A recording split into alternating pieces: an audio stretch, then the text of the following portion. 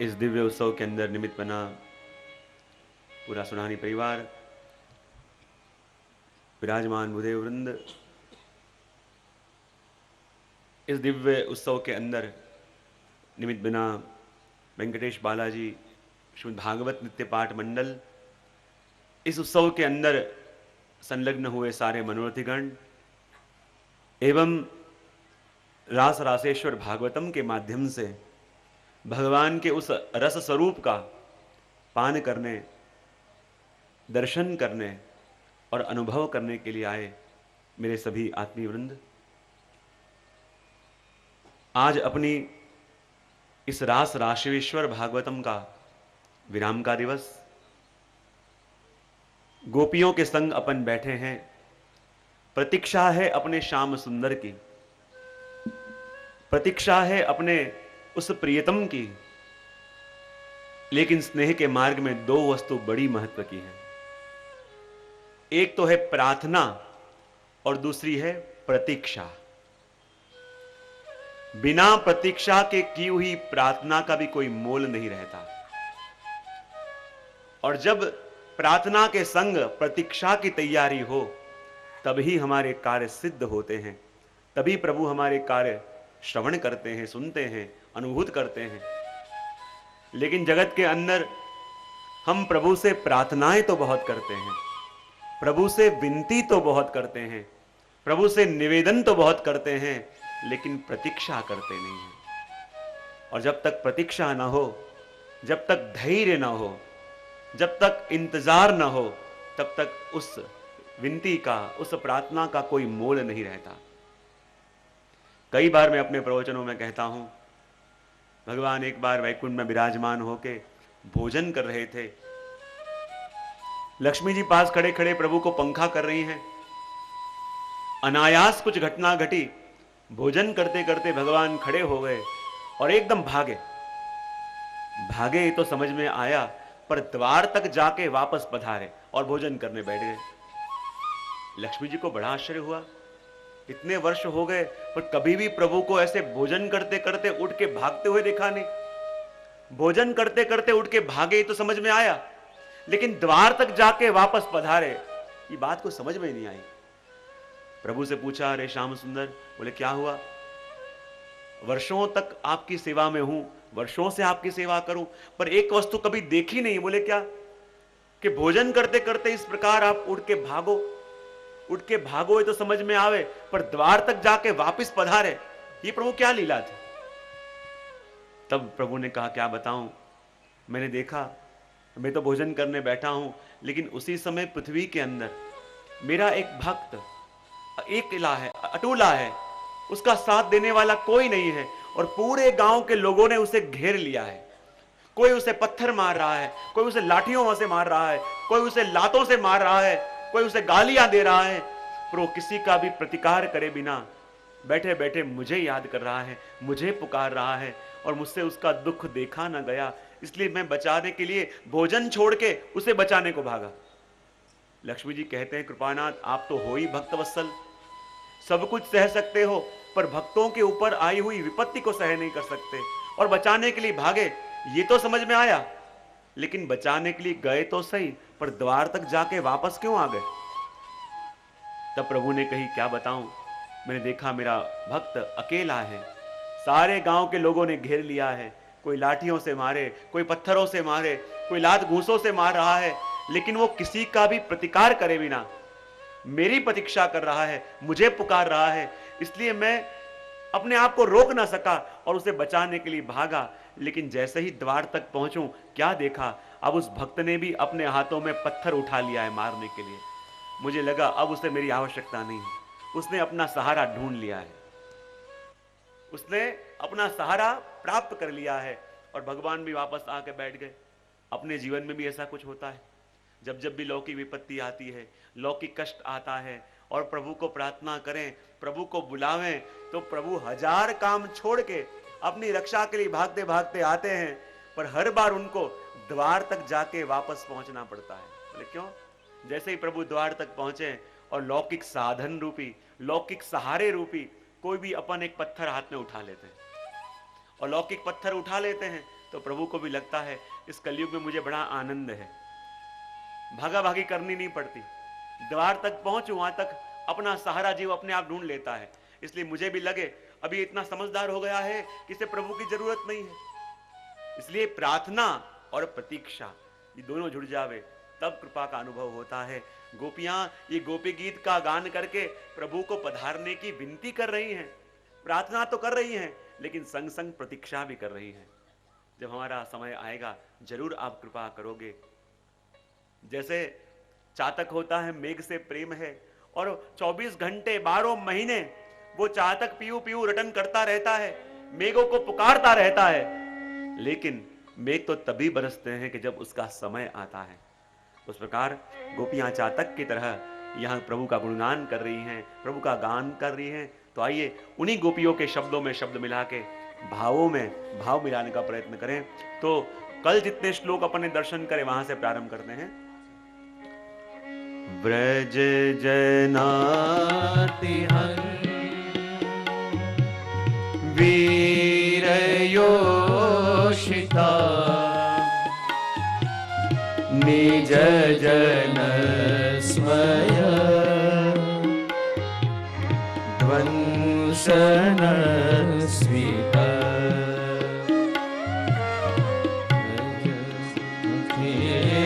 भव किं करी स्मरो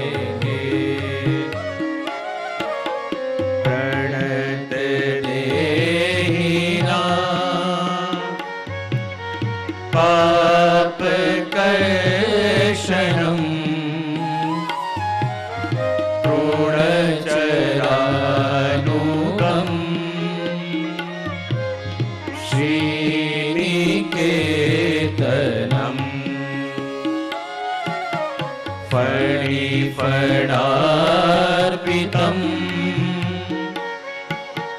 ते पदाम्बुजम्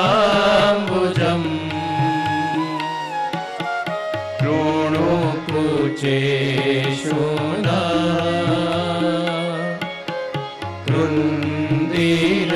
कृन्दिरक्षयम् रो रहे हैं हम तेरी याद में, आ जाओ प्रभु जी न पाएंगे। मधुर या गिरा वल्कुवाक्यया बुध मनोज्ञया पुष्करेक्षण विधि करीमा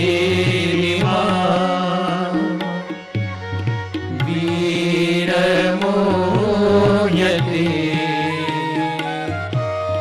रधर सिरुना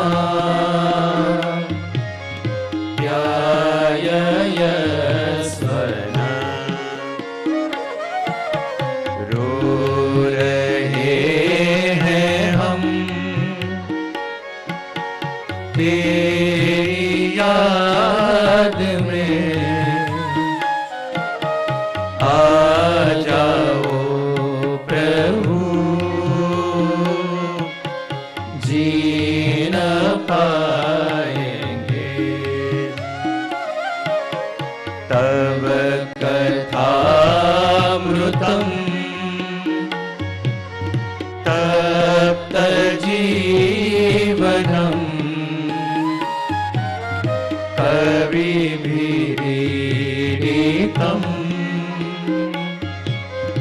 कल्मषापहम्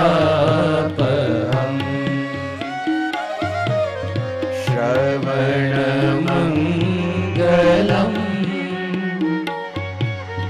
श्रीमदाततम्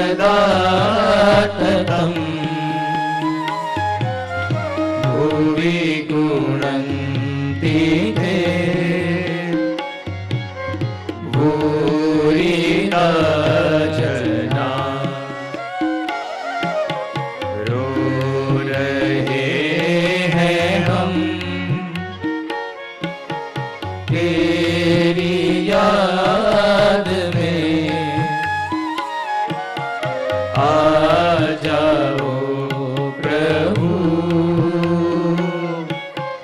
जी न पाएंगे प्रहसितं प्रिय प्रेम वीक्षणम् विहरणं च ते ध्यानमङ्गलम् रो रहे हैं हम तेरी याद में आ जाओ प्रभु जी न पाएंगे रहसी संविलो यारो देशपुष कुहकनो मना शोभयन्ति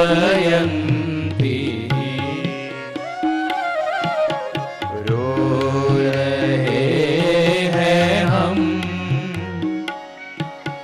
तेरी याद में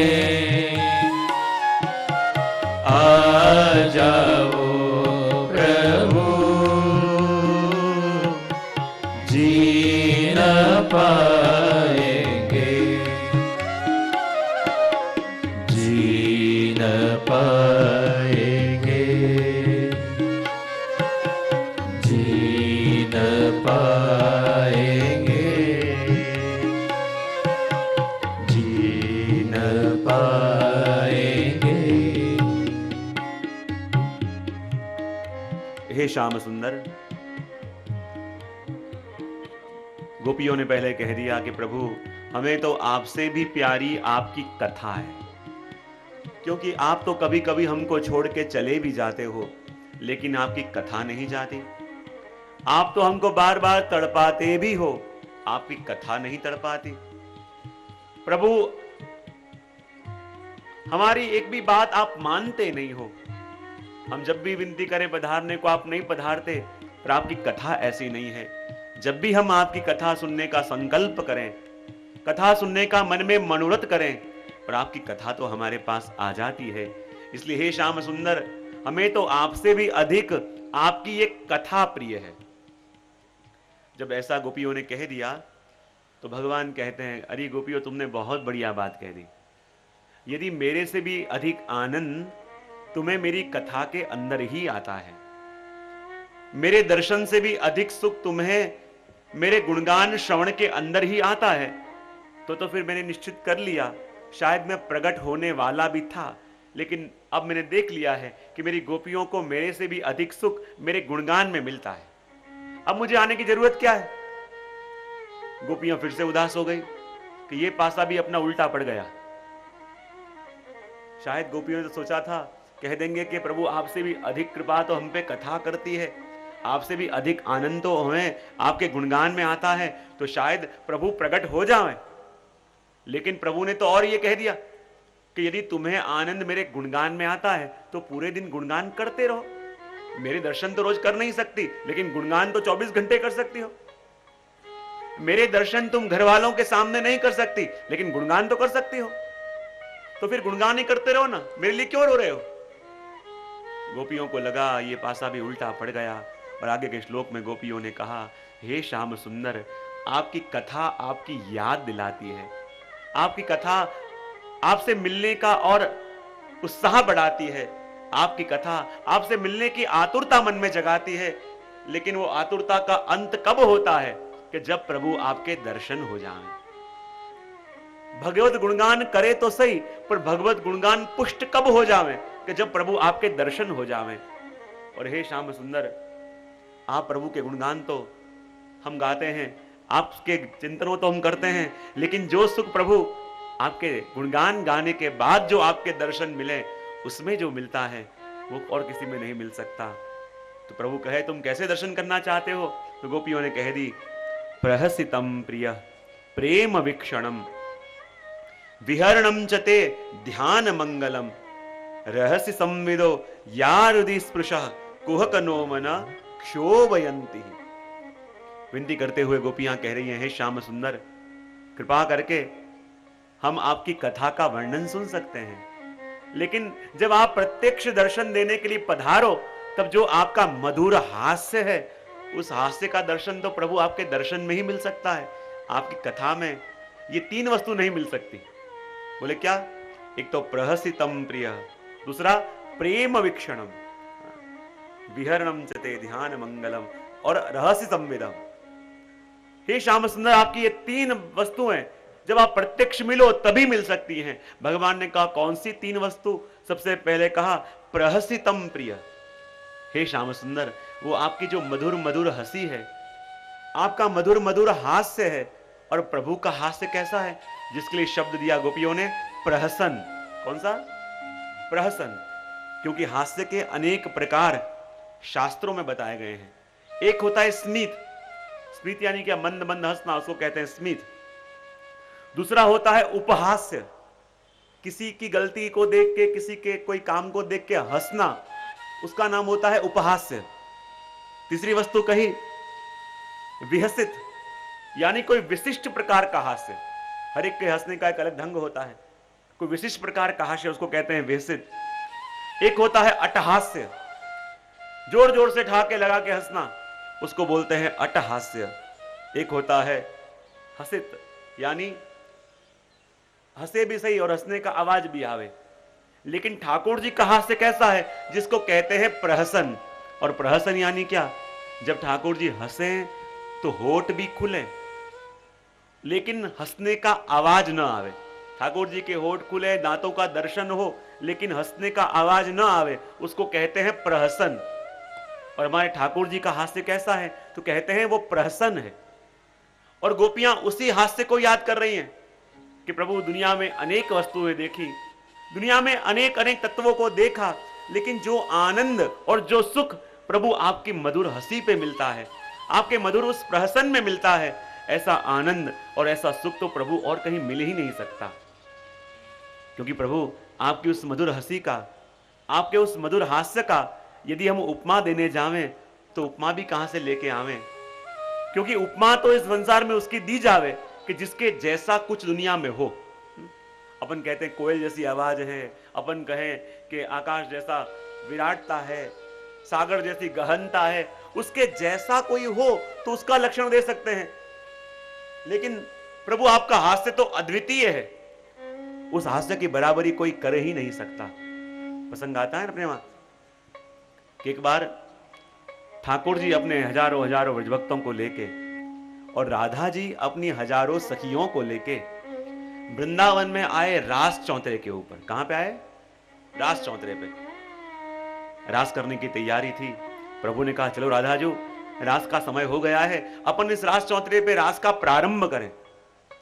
तब राधा जी कहने लगे, श्याम सुंदर, आज मेरे मन में कोई और मनोरथ है। प्रभु ने कहा, कोई और मनोरथ है? यानी श्याम सुंदर, इस रास चौतरे के ऊपर अपन नित्य रास करते हैं, रोज रास करते हैं, पर आज मेरा मनोरथ कुछ विशिष्ट है। बोले क्या मनोरथ है? राजा जी कहते हैं, प्रभु हम दोनों यहाँ रास चौतरे पे रास तो रोज करते हैं, पर आज मेरा मनोरथ ये है कि अपन रास करने की बजाय इस रास चौतरे के ऊपर छुपा छुपी का खेल खेलें। प्रभु ने सर पकड़ लिया, अरे छुपा छुपी खेलना है तो वृंदावन के सघन वनों में चलो, कि जहां अनेक कुंज निकुंज हैं, जहां छुपने की जगह है, ये तो चौतरा है और चौतरे में छुपने की जगह ही नहीं है। कोई छुपे तो कैसे छुपे? राधा जी के प्रभु वो आप जानो, मेरे तो छुपा छुपी खेलनी है और वो भी इस चौतरे के ऊपर ही। प्रभु कहे चौतरे के ऊपर छुपा छुपी खेले, पर छुपे कहां? बोले वो आप जानो, मैं तो छुपा छुपी खेलूंगी और वो भी रास चौतरे के ऊपर ही। भगवान कहे अब आपने मन में ठान ली है तो आप बात माने मनवाए बिना रहोगे नहीं। कैसे प्रारंभ करना है? राधा जी के पहले बराबर सुनो प्रभु, छुपा छुपी का खेल तो खेलना है, इस चौतरे के ऊपर खेलना है और मेरी 3 शर्तें भी हैं।